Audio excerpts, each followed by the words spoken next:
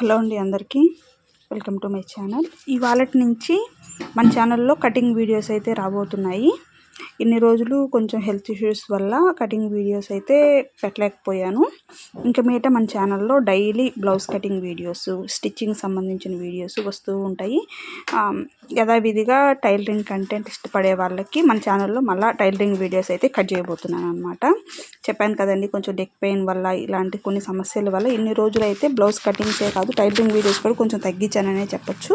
ఇంకా మళ్ళీ మన పనిలోకి మన వీడియోస్లోకి అయితే రావడం జరుగుతుంది.